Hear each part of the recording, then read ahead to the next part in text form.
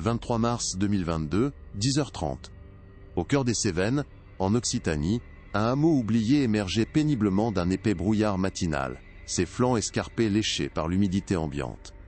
Le silence, profond et presque palpable, Anne, était troublé que par le murmure discret de la brise à travers les châtaigniers séculaires. Sophie Moreau, assistante sociale du conseil départemental, gare sa modeste Clio sur un chemin de terre caillouteux. Une intuition étrange, un serrement au cœur, l'accompagnait aujourd'hui. Ce N n'était pas un simple rapport de suivi routinier pour la famille Dubois, connue pour son isolement extrême. Quelque chose d'imperceptiblement différent planait dans l'air, une tension sourde que l'atmosphère pesante de la montagne semblait amplifier. La nature elle-même semblait retenir son souffle, comme si elle pressentait un événement imminent.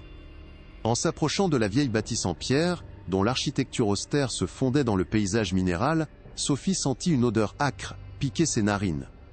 Un mélange de bois humide, de renfermé, et de quelque chose d'indéfinissable. Une effluve de moisissure et de stagnation, qui semblait imprégner les murs eux-mêmes, racontant des décennies de vie recluse. Les fenêtres, petites et opaques, ne laissaient filtrer aucune lumière, renforçant l'impression d'une forteresse impénétrable. Chaque pas sur le sol, jonché de feuilles mortes et de gravier, résonnait étrangement dans ce silence oppressant. Le cœur de Sophie battait plus fort. L'isolement des Dubois N n'était pas nouveau, mais cette fois le poids de l'atmosphère était différent, plus lourd, plus menaçant.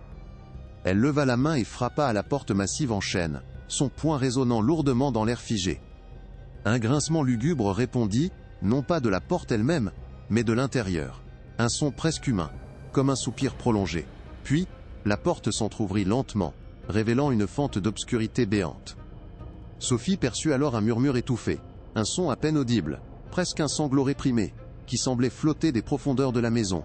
Une ombre furtive, rapide et insaisissable, fila dans l'obscurité du couloir avant qu'elle n'ait pu distinctement l'identifier.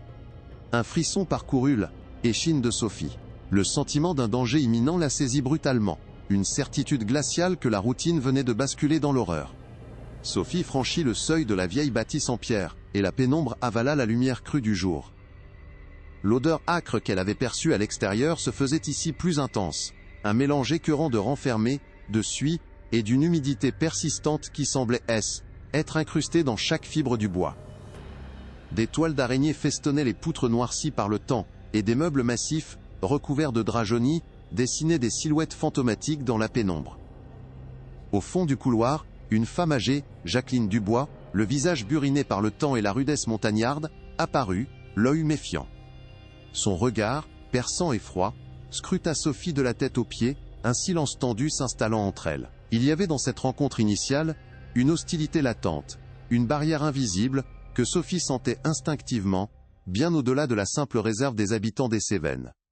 Le poids de l'isolement forcé des lieux pesait sur l'atmosphère, étouffant toute tentative de normalité ou de communication. Jacqueline répondit d'une voix sèche, teintée d'une méfiance ancestrale, aux questions polies de Sophie. Elle parlait d'une vie simple, de travaux à la ferme, mais ses mots sonnaient creux, ne coïncidant pas avec l'atmosphère lourde et les conditions de vie précaires que Sophie devinait dans les recoins sombres de la maison. Sophie demanda alors à voir Élodie, mentionnant son nom avec une prudence calculée.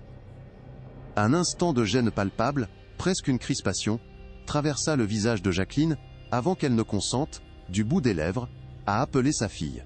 Quelques secondes plus tard, une silhouette frêle et hésitante émergea de l'ombre d'une pièce voisine. Élodie, le regard fuyant et les épaules voûtées, semblait à peine tenir debout. Ses vêtements, bien que propres, étaient visiblement usés et démodés, et une pâleur anormale marquait son visage émacié. Elle ne dit mot, se contentant de fixer ses pieds, comme si le simple fait d'exister en présence d'une étrangère était une épreuve insurmontable. Sophie perçut une peur panique, profonde et ancienne, dans ses yeux. La conversation, si l'on pouvait appeler cela ainsi, fut une succession de non-dits, de silences gênés et de réponses évasives. Sophie tenta d'établir un contact avec Élodie, lui posant des questions simples sur son quotidien, ses activités, ses espoirs. Mais Élodie ne répondait que par des murmures à peine audibles, ou des hochements de tête imperceptibles, toujours sous l'œil vigilant et inquisiteur de Jacqueline. Sophie remarqua alors, posée sur une commode ancienne, une photo jaunie par le temps. Elle y voyait Élodie, plus jeune, aux côtés d'un jeune homme qui lui ressemblait étrangement, tous deux vêtus d'habits de cérémonie rustique. Jacqueline, saisissant le regard de Sophie, s'empressa de préciser d'une voix forcée, presque fausse. C'est la photo du mariage. Guy, Élodie et de son cousin, pour préserver les terres, vous savez. Le mot « cousin » sonna faux, comme une dissonance stridente dans le silence de la maison, et l'intuition de Sophie, déjà mise à rude épreuve, se mua en une certitude glaçante. L'image de ce couple, si proche par les traits, si lointain par l'expression, évoquait des interdictions fondamentales, des articles du Code civil sur l'inceste et le mariage forcé, qui résonnaient désormais avec une acuité terrifiante dans son esprit. En quittant la maison du bois, le cœur lourd et l'esprit embrumé, Sophie savait qu'elle ne pouvait pas rester silencieuse. La scène qu'elle venait de vivre dépassait de loin le simple cadre d'un rapport de suivi social. Elle, Thaddée, Élodie, la tension palpable, le mensonge évident sur ce mariage familial, tout indiquait une situation d'abus grave, une violation flagrante des droits humains et de la loi française. Les montagnes, qui semblaient auparavant protectrices, prenaient désormais des allures de prison. Malgré la lourdeur administrative et la réticence habituelle face aux affaires familiales complexes et isolées, Sophie n'hésita pas. Dès qu'elle eut retrouvé un réseau téléphonique, elle composa le numéro de la gendarmerie nationale, un nœud à l'estomac. Était une décision lourde de conséquences, mais elle savait que la vie d'Élodie en dépendait, et que les valeurs de la République devaient prévaloir même dans les recoins les plus reculés de l'Hexagone. Le cœur battant, Sophie Moreau raccroche. Elle vient de déclencher une machine lourde, mais nécessaire, au sein de l'appareil judiciaire et social français. La gendarmerie de Saint-Jean-du-Gard, alertée par l'urgence et la gravité des propos de l'assistante sociale, n'a pas tardé à réagir. Le capitaine Antoine Mercier, figure respectée et connaisseur des âmes cévenols, prend immédiatement les commandes du dossier. Originaire lui-même de cette terre rude, il sait que ces montagnes peuvent receler des secrets aussi tenaces que leurs roches millénaires. Il rassemble une équipe, briefe rapidement sur l'isolement extrême de la famille Dubois et la nature potentiellement explosive de l'intervention. L'heure n'est plus à la prudence administrative, mais à l'action concrète.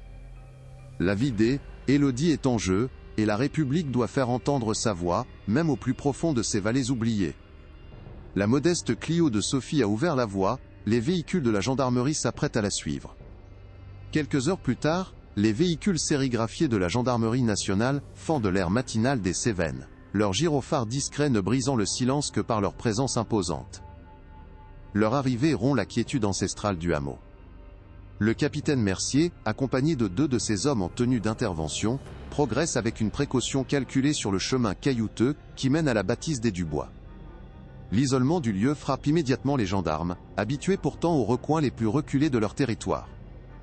La maison, solide et impénétrable avec ses murs de pierre et ses volets clos, semble défendre ses secrets avec une obstination farouche. Une tension palpable s'installe, le silence étant brisé que par le crissement des graviers sous leurs bottes et le souffle du vent. Le capitaine observe chaque détail, l'absence de signes de vie moderne, l'air lourd qui pèse sur les lieux. Il sait qu'il n'entre pas seulement dans une maison, mais dans un univers clos, régi par ses propres lois non écrites.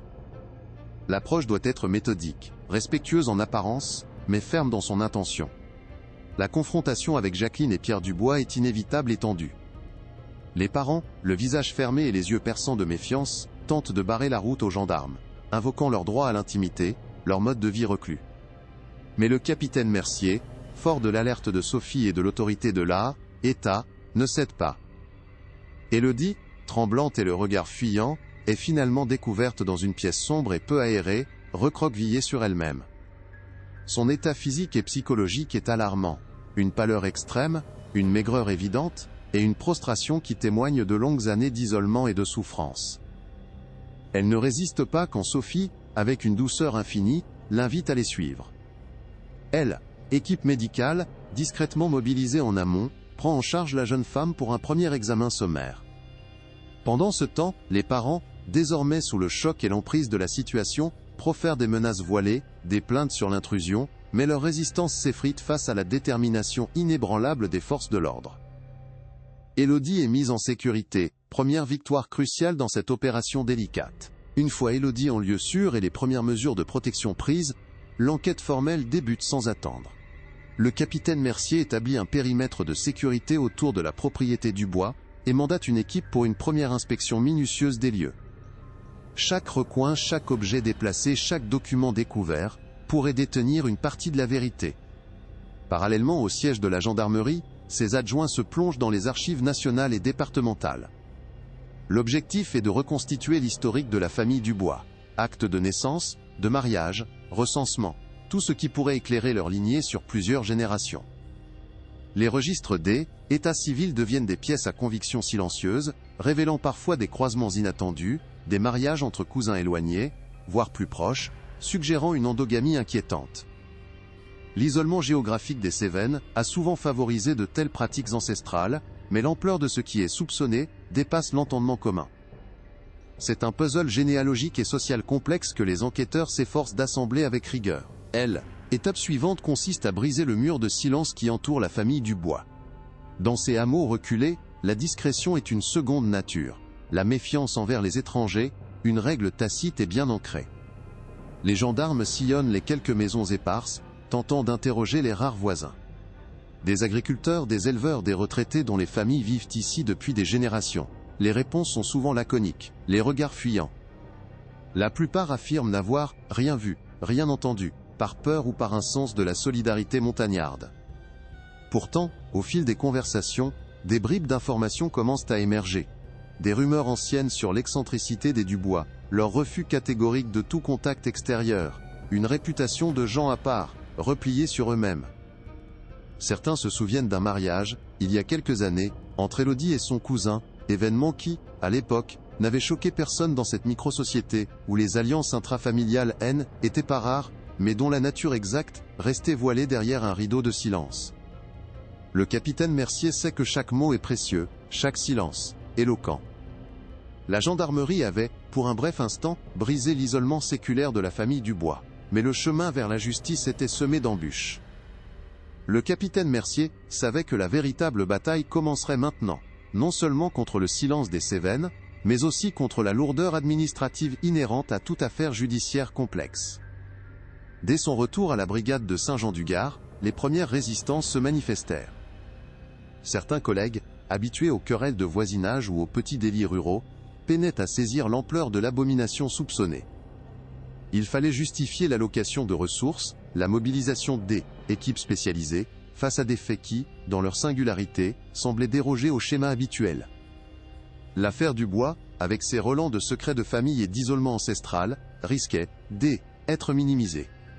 La procureure de la République, maître Camille Bernard, fut immédiatement informée. Bien que réactive, la machine judiciaire demandait des preuves tangibles, des éléments concrets, au-delà de la seule intuition de l'assistante sociale, et de faire quel état de choc Élodie. Les premières discussions avec les services du parquet révélèrent une certaine prudence. Une affaire de famille, en milieu rural, c'est toujours délicat, avait-on pu entendre, soulignant la réticence à perturber des équilibres sociaux locaux, aussi malsains soient-ils. Le capitaine Mercier devait naviguer entre la nécessité d'agir vite pour Élodie et l'exigence de conformité aux procédures. Il savait qu'il devait présenter un dossier solide pour obtenir les moyens nécessaires à une enquête digne de ce nom, capable de démanteler des décennies d'omerta et de traditions dévoyées. Face à ces freins initiaux, le capitaine Mercier ne fléchit pas. Fort du rapport détaillé de Sophie Moreau, des premières constatations médicales sur Élodie et des articles du Code civil et pénal qu'il avait déjà en tête, il insista sur la gravité des charges potentielles. Inceste, mariage forcé, séquestration, abus de faiblesse. Il rappela que la République française ne pouvait tolérer de telles atteintes aux droits humains fondamentaux, même dans les plus reculés des hameaux cévenols. La détresse visible d'Élodie, son mutisme, sa pâleur, constituaient des preuves silencieuses mais accablantes.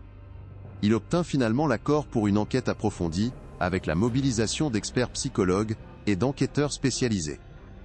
La détermination du capitaine Mercier avait brisé la première couche de l'inertie, ouvrant la voie à une exploration douloureuse mais nécessaire. Les experts de la section de recherche de Montpellier, spécialisés dans les affaires criminelles complexes, arrivèrent avec leur matériel de pointe.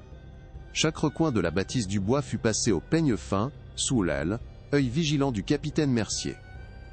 Les murs de pierre, témoins silencieux de générations d'occupants, furent sondés, les planchers examinés pour déceler des traces de modifications ou d'aménagements inhabituels. L'humidité ambiante, l'odeur persistante de renfermé et de suie, tout était minutieusement documenté. Il ne s'agissait pas seulement de trouver des preuves matérielles immédiates, mais de comprendre l'environnement dans lequel Élodie avait vécu, un espace conçu pour isoler et contrôler. Les objets du quotidien, d'une rusticité presque muséale, racontaient une histoire de repli sur soi, une vie figée dans le temps, loin des évolutions du monde extérieur.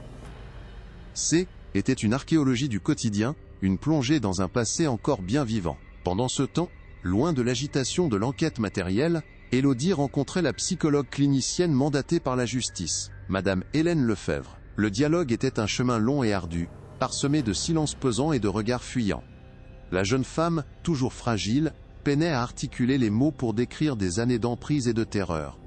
Les séances s'enchaînaient, menées avec une douceur et une patience infinie, cherchant à dénouer les fils complexes du traumatisme. Chaque phrase arrachée, chaque souvenir fragmenté, était une victoire. Élodie parlait de la peur constante de sa mère, du regard vide et absent de son père, et de la confusion profonde face à Marc, son bourreau et son compagnon forcé.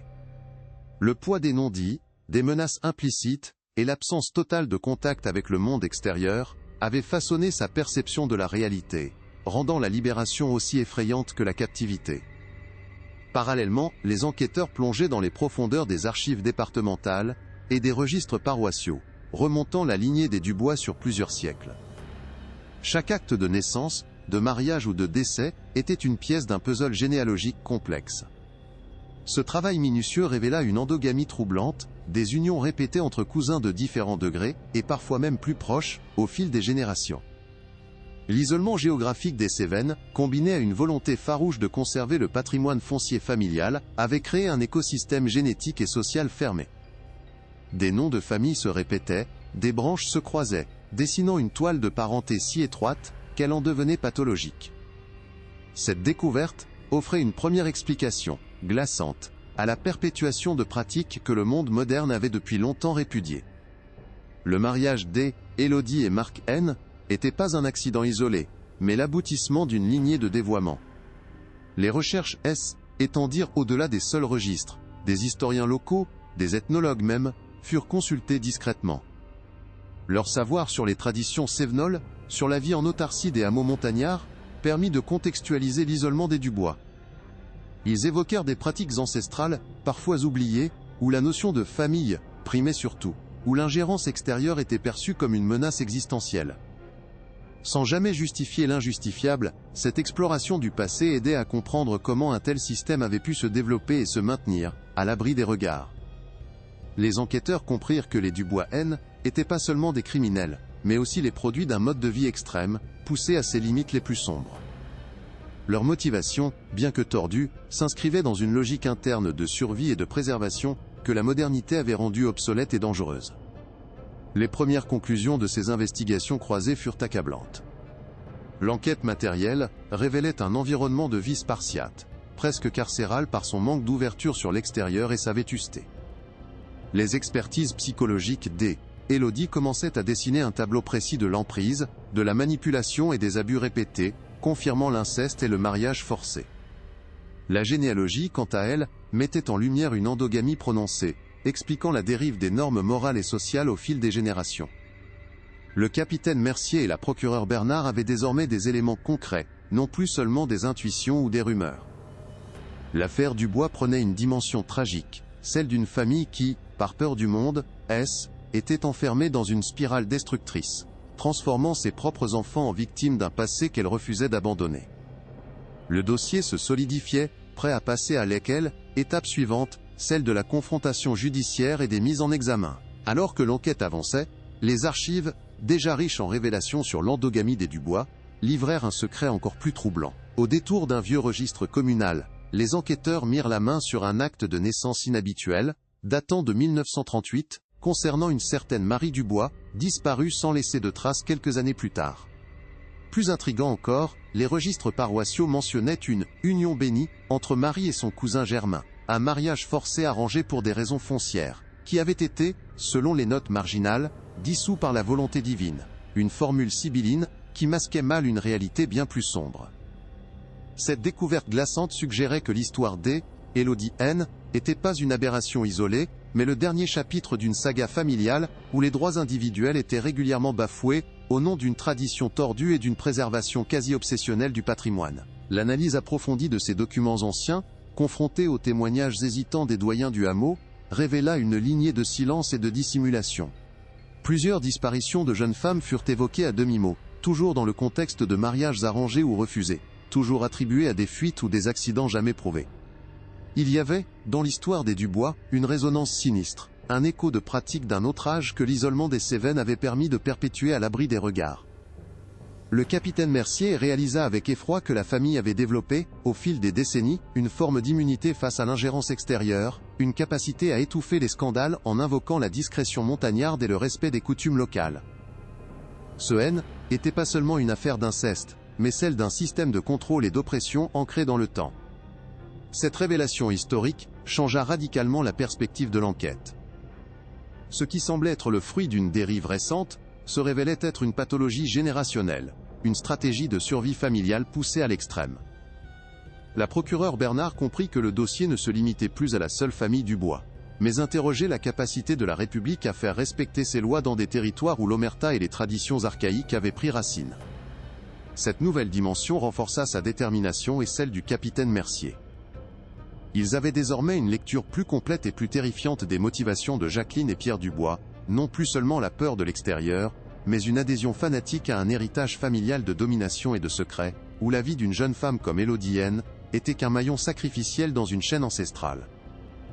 Les révélations troublantes sur l'endogamie des Dubois et l'histoire des disparitions au sein de la famille ne tardèrent pas à franchir les portes de la gendarmerie. Une source anonyme, ou peut-être une indiscrétion involontaire, fit fuiter les premiers éléments à la presse. Le Astérisque Midi Libre, quotidien régional bien implanté en Occitanie, fut le premier à publier un article prudent mais alarmant. Il évoquait une affaire de mœurs au relent d'un autre temps, dans un hameau isolé des Cévennes. Le ton était mesuré, mais la mention d'un mariage arrangé et de liens familiaux complexes suffisait à piquer la curiosité. L'opinion publique locale, d'abord incrédule face à une telle abomination dans leur propre région, commença à s'interroger, les conversations de village se transformant en un murmure d'indignation grandissant. Le cas des Élodie, loin d'être un incident isolé, prenait une tournure plus sinistre, celle d'une lignée où l'inconcevable était devenu la norme. Les faits bruts, une fois mis en lumière, étaient d'une brutalité insoutenable pour l'imaginaire collectif. Rapidement, l'écho de cette affaire dépassa les frontières régionales.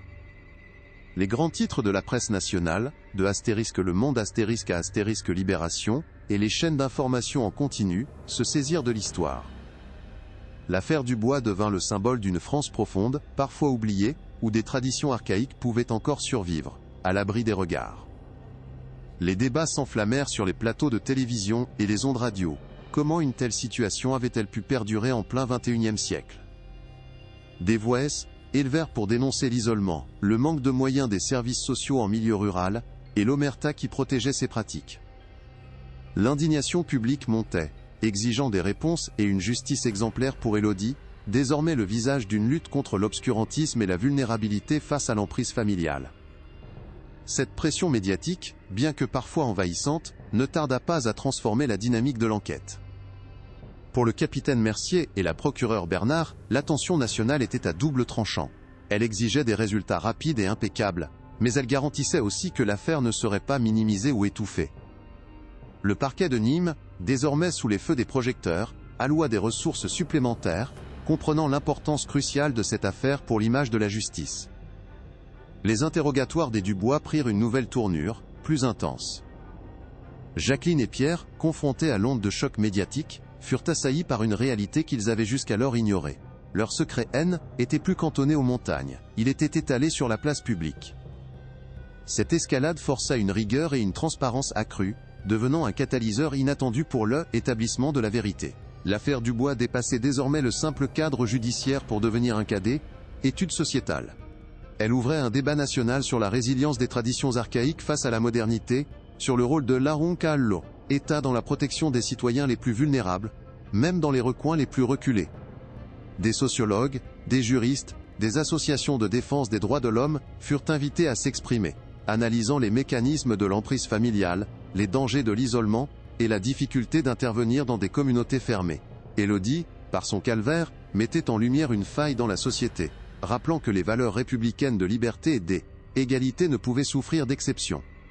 La famille Dubois, de par son repli, était devenue le miroir déformé de ce que l'obscurantisme pouvait engendrer, un sombre avertissement que la vigilance devait rester constante. La salle d'audience, d'ordinaire empreinte d'une solennité froide, était ce jour-là une cocotte minute D, émotion contenue. Chaque siège était occupé, les journalistes se pressant aux côtés du public, tous les regards rivés sur la porte par laquelle Élodie Dubois allait faire son entrée. Quand elle apparut, guidée par Sophie Moreau et le capitaine Mercier, un murmure parcourut l'assemblée. Vêtue d'une robe simple, les cheveux tirés en arrière, Élodie semblait encore plus menue, presque transparente, sous le poids des regards. Elle s'avança vers la barre des témoins, les épaules légèrement voûtées, le visage pâle. Le juge, d'une voix douce mais ferme, l'invita à s'asseoir. Le silence qui suivit fut assourdissant. Chaque battement de cœur, chaque respiration semblait résonner dans la pièce. Élodie fixait ses mains jointes, incapable de lever les yeux, prisonnière de son propre mutisme. Les années d'emprise, de peur et d'isolement avaient érigé un mur invisible autour d'elle, rendant chaque mot une épreuve insurmontable. Sophie, à ses côtés, lui adressait un regard encourageant, une présence silencieuse mais puissante. Après un long moment de silence tendu, le juge reprit la parole, posant des questions simples, presque anodines, pour tenter de briser la glace. Élodie inspira profondément, un souffle tremblant qui sembla lui déchirer la gorge. Puis, d'une voix à peine audible, elle commença à parler. Au début, ce « N » était que des bribes, des mots isolés, des murmures qui forçaient chacun à tendre l'oreille. Mais à mesure que les souvenirs affluaient, une force insoupçonnée émergeait de sa fragilité. Elle décrivit sans phare l'isolement forcé, la peur constante de sa mère, l'indifférence de son père, et enfin, la réalité brutale de son mariage avec Marc, son propre frère. Le mot « inceste », prononcé avec une dignité glaçante, résonna comme un coup de tonnerre dans la salle. Des sanglots étouffés se firent entendre parmi le public, et même les plus aguerris des journalistes semblaient bouleversés. Jacqueline et Pierre Dubois, assis sur le banc des accusés, affichaient un mélange de stupéfaction et de rage contenue, leur visage pétrifié par la révélation publique de leur secret honteux. Marc, lui, baissa les yeux, une expression indéchiffrable sur son visage. Élodie termina sa déposition, le corps secoué par l'effort, mais l'esprit libéré d'un poids millénaire. Ses yeux, enfin levés, balayèrent la salle, croisant brièvement ceux de ses parents, puis de Marc. Ce regard, bien que furtif, semblait porter le poids d'une accusation silencieuse mais implacable. La procureure Bernard, impassible jusqu'alors, esquissa un hochement de tête, son regard dur comme l'acier. Les mots d', Élodie avait transpercé le voile de l'omerta, révélant l'horreur d'une vie volée, d'une enfance sacrifiée sur l'autel de traditions dévoyées. L'atmosphère de la salle était lourde, imprégnée de la souffrance d'Élodie mais aussi d'une colère sourde et collective. Le silence qui suivit la fin de son témoignage N était pas un vide, mais un espace saturé de la vérité, une vérité que personne ne pourrait plus ignorer, ni balayer sous le tapis. L'affaire Dubois avait atteint son point culminant, et le destin de cette famille, ainsi que la question de la justice pour Élodie, était désormais entre les mains de la République. L'affaire Dubois, dont le verdict venait de tomber, dépassa rapidement le cadre du tribunal, pour s'inscrire dans la mémoire collective française, comme un symbole poignant des luttes silencieuses. L'onde de choc médiatique, initiée par les révélations du Midi Libre *, puis amplifiée par la presse nationale, avait provoqué un débat sociétal intense. Elle mettait en lumière les failles de l'isolement, les dangers des traditions dévoyées, et la nécessité d'une vigilance accrue, même dans les recoins les plus reculés de l'Hexagone. Élodie, par son courage et sa dignité retrouvée, était devenue le visage de cette France profonde parfois oubliée, où les droits fondamentaux pouvaient encore être bafoués. Son témoignage avait brisé non seulement le silence de sa famille, mais aussi l'indifférence collective, forçant chacun à s'interroger sur le rôle de la société dans la protection des plus vulnérables. En réponse à cette tragédie et à l'indignation générale, l'affaire Élodie Dubois ne fut pas qu'une simple page de faits divers. Elle devint un catalyseur pour des réformes concrètes. Le gouvernement, sous la pression de l'opinion publique et des associations de défense des droits humains, annonça un renforcement des moyens alloués aux services sociaux en milieu rural, ainsi qu'une sensibilisation accrue des forces de l'ordre aux signaux faibles d'isolement et d'emprise. Des amendements furent discutés pour clarifier certaines dispositions légales concernant les mariages forcés et les abus de faiblesse, garantissant une meilleure protection des victimes. La mémoire d'Élodie, transformée en un appel à la justice et à la solidarité, devint le socle d'une prise de conscience nationale, assurant que son calvaire ne serait pas vain, et que d'autres jeunes femmes pourraient trouver, à temps, le chemin de la liberté. L'affaire Dubois, bien que conclue judiciairement, continue de résonner comme un avertissement poignant. Elle nous rappelle la fragilité de nos libertés, et l'importance de rester vigilant face à toutes les formes d'emprise, même les plus insidieuses. Si cette histoire vous a touché, et vous a fait réfléchir sur les enjeux complexes de la justice et de la protection des plus vulnérables en France, nous vous invitons à aimer cette vidéo, et à vous abonner à notre chaîne, pour ne manquer aucune de nos enquêtes approfondies. Votre engagement est essentiel pour briser le silence, et soutenir notre travail d'exploration de ces récits humains. N'hésitez pas à laisser un commentaire pour partager vos réflexions et à regarder notre prochaine vidéo, qui explore un autre cas tout aussi captivant et révélateur des défis de notre société.